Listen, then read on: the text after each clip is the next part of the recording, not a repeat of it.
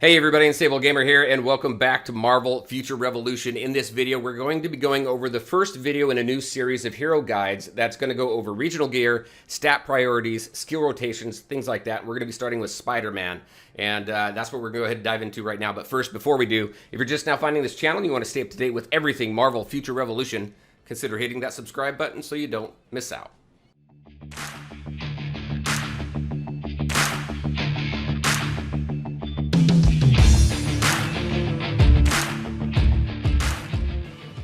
All right, and welcome back. Just a quick reminder, all the links to my social media are in the description below, so definitely check that out. If you're watching this on my main channel, Unstable Gamer, I do have a second channel, Unstable Gamer Marvel Gaming, focused strictly on this game if all you want to see is content on this game.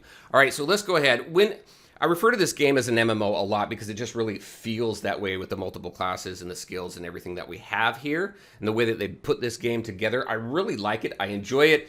But when I start a new game, I really try and take a look at stats, and I really try and take a look at skill rotation. Stats, because there is a ton of stats in MMOs, in RPGs, and what you really want to do is find out which ones you really want to focus on first, and then kind of let the other ones come along as you build up your gear and stuff.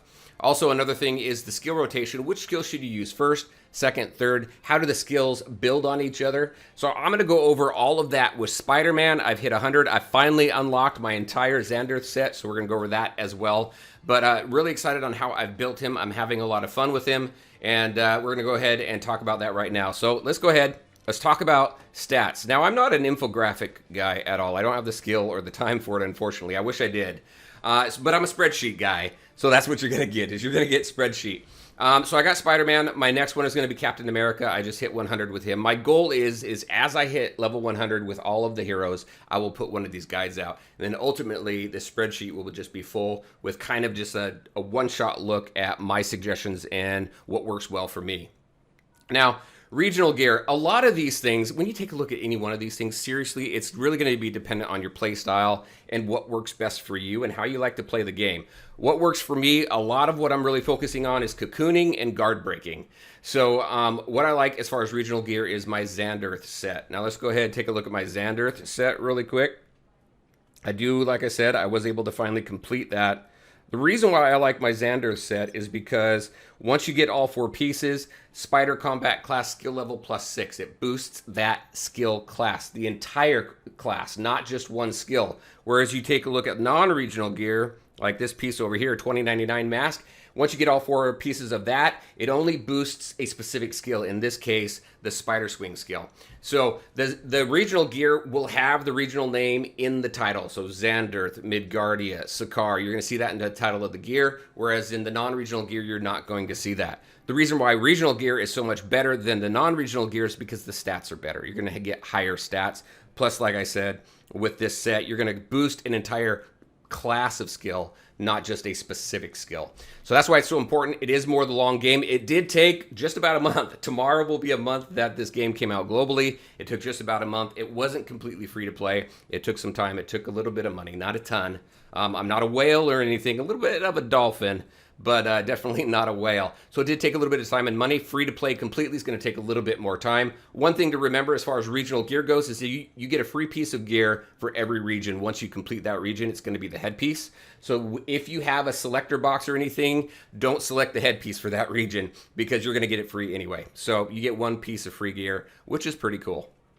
All right, so that's the reason why I like this set. Also, this set has dodge. Dodge is great. Attack is pretty decent. And then some of these skills here, a lot of these bonus stats here really are going to be, those are RNG. So as you star these up, as you level these up from the 1 star all the way up to a 6 star, you're going to get a little bit of difference in those stats. So you may roll, I may roll another Xanderth mask at 6 star and get different stats in the bonus stats that I prefer. But these ones down here, the set stats, those stay the same. All right. So Xanderth set, we covered that. That's my preference. The other regional set that I do prefer is the Sakaar set because that boosts your web shooter class skills. When it comes to non-regional gear, honestly, it really doesn't matter. In my opinion, it really doesn't matter. Some people have a preference in the gear based on the stat that they like or the skill that they like. Like if we take a look at Black Widow, people like the Red Widow because that boosts the I can't remember the name of the skill right now, but it is her weapons class that is the sniper. I can't remember what it is right now, but people like the Red Widow set for that specific reason. And if that's what you're going for with that sniper rifle to just dominate, help you dominate in PvP, then you're probably going to want to go for Red Widow. But it really depends on what skills you're using the most, which gear you're getting quick, because it's all RNG, right? So which set are you really building? So for me, non-regional gear really doesn't matter. When it comes to starring up your gear or enhancing your gear, only take your non-regional gear up to 4-star. Only take your regional gear to 5-star and 6-star, unless you need to build up and enhance some non-regional gear so that you can get your regional gear up to that 6-star, enhance up to that. So there it is. That's what I have for regional gear. When it comes to stats, PvE and PvP are pretty much the same. The three that I really focus on is dodge, crit rate, and crit damage. Obviously, because you want to dodge to mitigate the amount of damage that you can receive because you're dodging it. Your crit rate and crit damage so you can increase the amount of damage that you dish out in both PvE and PvP. Now, the next two stats are pretty specific. So on PvE, I like having the supervillain damage because I want to burn down the bosses faster. And that just helps. When you couple that with the crit rate and the dodge and everything like that, you can burn down those bosses pretty quick. And then that fifth stat really is going to be player specific. What do you want to focus on? Do you want to focus on attack? Do you want to focus on ultimate gauge recovery? Do you want to focus on stamina recovery? Stamina recovery actually wouldn't be bad with the build that I have right now with Spider-Man, because I have a lot of high stamina skills that I use, and that would help a little bit. When it comes to PvP, the top three are the same, but then I also have PvP damage decrease and increase, because obviously you want to reduce the amount of damage you receive in PvP, and then increase the amount of damage that you put out in PvP. And when you couple that with dodge and crit rate, it just works out very well. Skills. Now, when it comes to skills, like I said, I build to Cocoon and I build to Guard Break. The reason why that's so important to me is because Guard Break, if I can stun my opponent in PvP, it's going to take them, I believe it takes away 2 dodges in order for them to get out of that guard break. So if you can reduce the amount of times that they can dodge, that is critical in PvP. Specifically, if they need to get out of the way of an ability and they just can't because they've used up a dodge. So dodge is very important when it comes to PvP. PvE as well, but very, very critical in PvP because it's a little bit more twitch. It's a little more twitch mechanic. You got to move a little bit quicker, in my opinion, when it comes to PvP, and think a little bit more on your feet because you really don't know what the opponent is going to throw at you until you go through a couple rotations. Whereas in PvE, you know the battle rotations for the bosses and stuff like that. So I have swing shot, web grenade. So this is in rotation. So from slot 1 all the way to slot 5. So my first ability is going to be swing shot, then web grenade, and then for PvE it's going to be shot put. For PvP it's going to be web wrecker. We'll go into that here in a minute. Then into Grand Slam for both, and then Binding Kick or Tumble Web, depending on where you are. So let's go ahead and take a look at that because it'll make sense once I show it to you.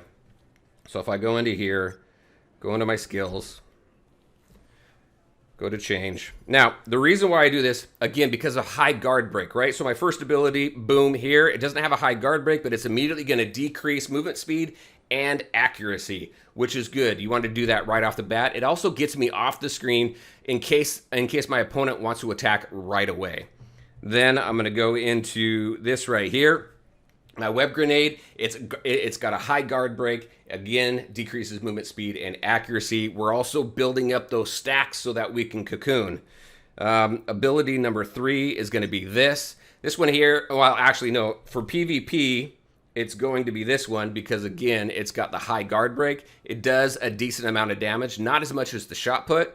I have shot put on PvE, so I can do more damage with that. But when it comes to PvP, reduce the damage a little bit, get that guard break up there so that I can stun my opponent, which just, again, works out awesome. Then we go into 4, which is Grand Slam or Stadium Slam. This is the highest guard break. You're going to bring that guard down even more. I can typically get 1 or 2 stuns out. I can at least get 1 stun in, if not 2, depending on how long my PvP battle is. When it comes to Dimensional Duel, and then when it comes to Omega War, it's really, well, it really depends on how often you're hitting the same person. And then from there, we're going to go on to the final ability, which is this one. So this one here has high guard break. This is one that I use on PvE to bring down the boss's guards so that I can go ahead and stun them, because again, I like the stunning. But for PvP, I like this one. I like Tumble Web Shot, because we're going to then, after we go through three skills that decrease movement and accuracy, we're going to go into 2 high guard break ones, and then we're going to go into this one to start bringing, keeping those debuffs on the movement decrease and the accuracy. And actually, every one of my abilities except for number 3 will help decrease movement speed and accuracy and build up my cocooning. So if I'm not stunning them, I'm cocooning them, and that works out very, very well for me. So that's what I use for PvE and PvP. And then finally, when it comes to potential, again, it's based on the stats that are important to me on PvE and PvP stats. So obviously, I'm going to go in that first one, I'm going to go defense first, then I'm going to go hit points and then attack. And then for Web Warrior 2, I'm going to go dodge. I'm going to go dodge on all 3 of those at the very beginning, get those maxed out. And then we're going to go into hit points and resistance for Warrior 2, accuracy and attack for Warrior 3, accuracy and hit points for Warrior 4. Reason why accuracy is more important to me is because this is, let's go ahead and jump into enhanced potential. This right here is status effect accuracy. So the cocooning, the movement decrease, the accuracy decrease.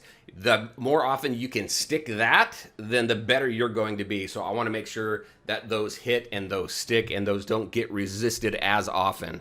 So that's why I like those before attack and before hit points. So that is that. Really, we burned through all of it: the regional gear, the PvE stats, the skill rotations that I like to use in the game, and then the priority for potential based on the stats that I prefer.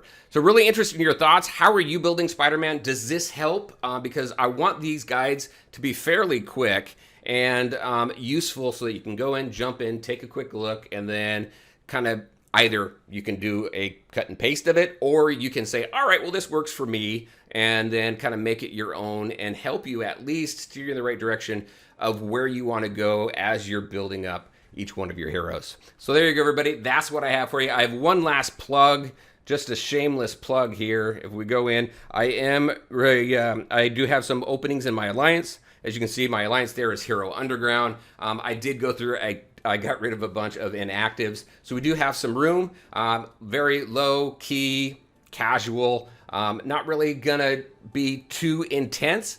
It's really just a fun place to be, to hang out, have fun, play through the game.